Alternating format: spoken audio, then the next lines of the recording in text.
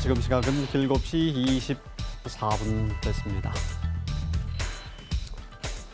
자, 이제 대선이 41일 앞으로 다가왔습니다. 여야 대선 후보들이 강원도를 방문해서 도민들께 여러 가지 약속을 했는데요. 오늘 정가직설에서 대선 후보들의 강원도 공약을 두 분과 함께 따져보도록 하겠습니다. 강릉원주대학교 김영식 교수, 나철성 강원평화경제연구소 소장 두 분과 함께하겠습니다. 어서 오십시오. 네, 안녕하세요. 반갑습니다. 예. 네. 먼저 오늘 각 후보들의 주요 강원도 공약을 좀 살펴보고요. 그리고 각각 또 나중에 분석을 좀 해보도록 하겠습니다. 먼저 김영식 교수님께서 네. 이재명 후보의 올해 주요 공약을 좀 따져봐 주시죠. 일단 이제 사실 우리가 그렇게 생소한 공약들은 거의 없는 것 같고요. 기존에 있던 것들을 좀 더 구체화시켰다 하는 측면에서 본다라고 하면은 과거와 좀 차별화될 수 있다 이렇게 볼 수 있을 것 같습니다. 네.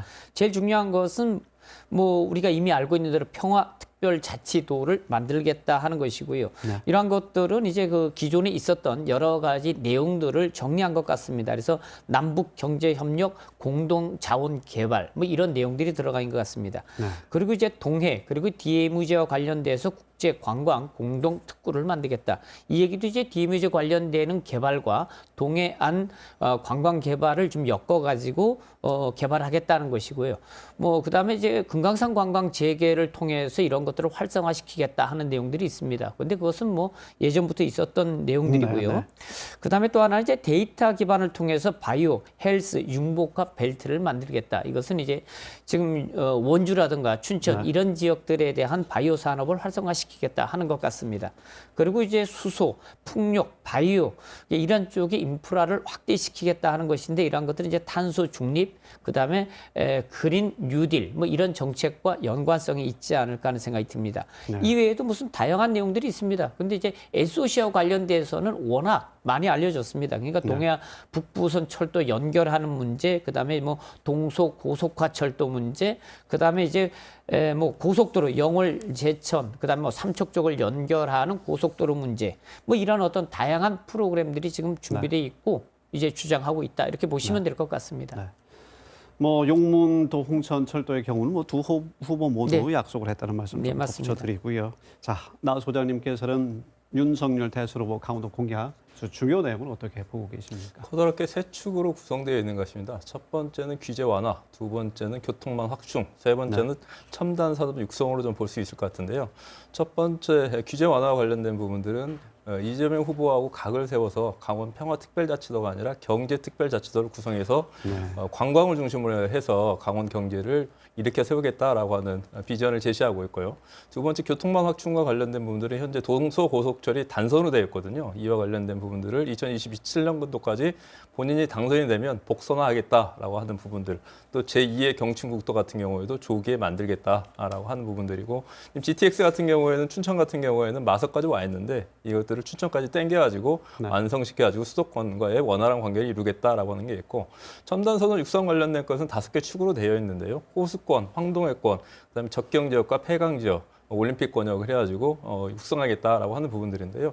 좀 아쉬운 부분들이 있다고 한다면 가장 핵심 공약이 경제특별자치도거든요. 근데 이게 경선 때 제시했던 공약인데 아직까지 그 내용과 계획과 재원 마련들이 제시되지 않음으로 인해 가지고 평화자치도하고의 근본적 차이점이 무엇인가라고 하는 것들이 확연하게 드러내지 않아서 조만간 이것들을 도민들에게 공개해야 되지 않느냐라고 하는 판단이 듭니다. 네. 기존의 내용을 뭐 정리한 것도 있고요. 그리고 또 예전부터 있었던 내용도 뭐 보입니다만 그래도 실현 가능성이 좀 높거나 각 캠프의 진정성이 이번에 좀 크게 높아졌으면 좋겠다 하는 그런 마음을 갖게 되는데 바람을 갖는데 캠프의 진정성, 실효성 두 분께서는 어떻게 보시는지 궁금합니다. 네, 교수님.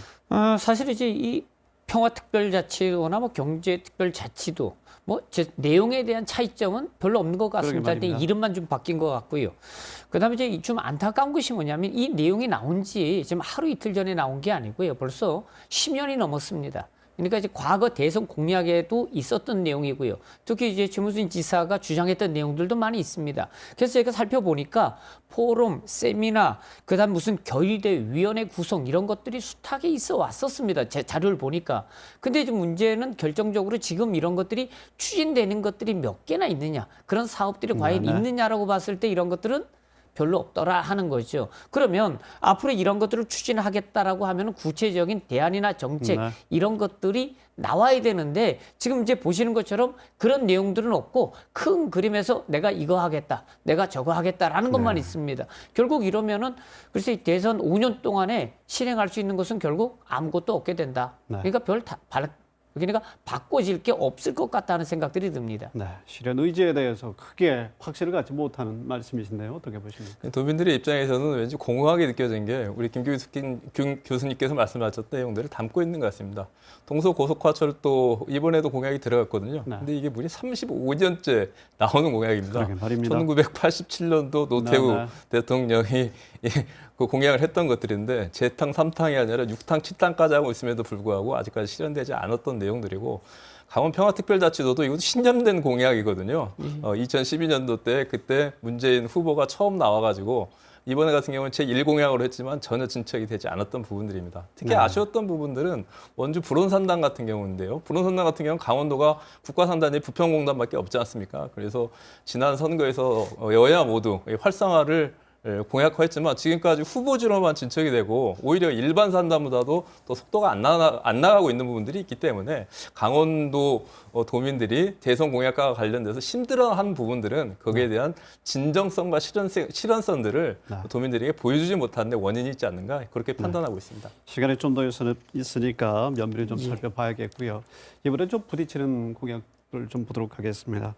금강산 관광 재개 문제, 또 접경적 정책, 안보 문제, 환경 문제는 차이가 좀 확연하게 드러나는 것 같은데요. 자, 강원도의 입장에서 두 분께서는 어떻게 분석하고 계십니까? 저는 다른 게 아니라 같은 거라고 생각합니다. 그러니까 네. 두 사람 다 금강산 관광 재개를 안 하겠다는 게 아니잖아요. 그러니까 하는데 방법론을 어떻게 가져가겠느냐는 거에 대한 차이가 있거든요. 자, 저는 이해가 안 가는 게 금강산 관광을 재개하는 것이 안보를 강화하는 건지 안보를 약화시키는 건지 하는 것들에 대한 얘기는 없어요. 제가 보기에는 금강산 관광 재개는 오히려 안보를 강화하는 쪽에 더 가깝다 이렇게 보는 거죠. 과거 냉전이나 아니면 긴장 관계가 있을 때 남북 관계는 항상 문제가 돼 왔었거든요. 근데 만약에 남북 관계가 대화를 하게 되고 남북이 협력을 하게 된다 그러면 오히려 긴장을 완화시키잖아요. 그럼 남북계가 좋으면은 안보가 위협이 되나요? 그렇잖아요. 그러니까 그렇게 이해하면 오히려 금강산 관광 재개를 통해서 남북 간의 대화를 하고 협력을 하고 하는 것이 오히려 우리가 안보를 지키는데 저는 도움이 더 된다. 이래 생각하거든요. 그런데 똑같은 안건을 놓고 서로 접근하는 방법이 누구는 안보 때문에 이거를 재개하면 안 된다 그러고 한쪽에서는 이거 안보 때문에 이것을 해야 된다라고 얘기하거든요. 그렇죠? 네. 그렇다 그러면은 사실 제3자적 입장, 강원도민 입장에서 봤을 때는 이거는 안보를 위해서 강화하기 위해서 재개해야 된다라고 주장하는 쪽이 훨씬 강하다 이렇게 보는 거죠. 지금 고성군이나 아니면 접경 지역들이 지금 남북 관계가 긴장되면서 얼마나 많은 피해를 보고 있습니까? 둘 다 후보자들이 유력 후보자들이 두 분 다 얘기합니다. 그것을 위해서 뭔가 우리가 해야 된다. 근데 실질적으로 이런 것조차도 해결하지 못하는 상황에서 DMZ 뭐 생태평화공원이니 남북 관계니 이런 것들을 논할 가치가 별로 없다 이렇게 보는 거죠. 도 차원의 입장에서 중심적으로 해석을 좀 해주셨고요. 소장님 어떻게 보십니까? 그 차이들이 크게 차이가 나지 않는 게 좀 문제인 것 같은데요. 가장 커다란 차이가 났던 이제 환경 관련돼서 오색사또 같은 경우에도 최근에 이재명 후보가 좀 더 점진적으로 오색사또에 찬성한 조건부 찬성안까지 내놓게 되면서 커다란 교통, 그다음에 산업 육성, 환경까지 큰 차이가 없는 부분들이고 나머지 남북관계 관련된 부분들은 지나치게 윤석열 후보 같은 경우에는 최근에 경색되어 있는 관계에서 물리력을 통해서 이 문제를 해결하겠다라고 하는 그러한 강경한 메시지를 줬는데 이러한 것들이 과연 강원도민들에게 어떻게 접근하고 다가갈지 이분들 같은 경우에는 이번 선거에서 주된 분기점이 되지 않을까라고 하는 판단도 좀 되고 있습니다. 네, 소장님 짧게 앞으로 40일 동안에 우리가 어떤 노력을 기울여야 할는지.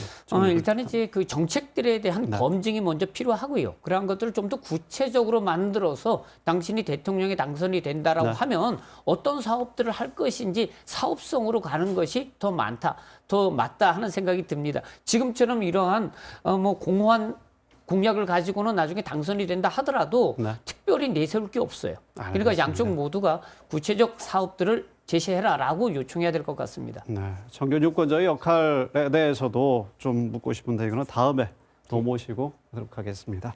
오늘 두 분 말씀 잘 들었습니다. 감사합니다.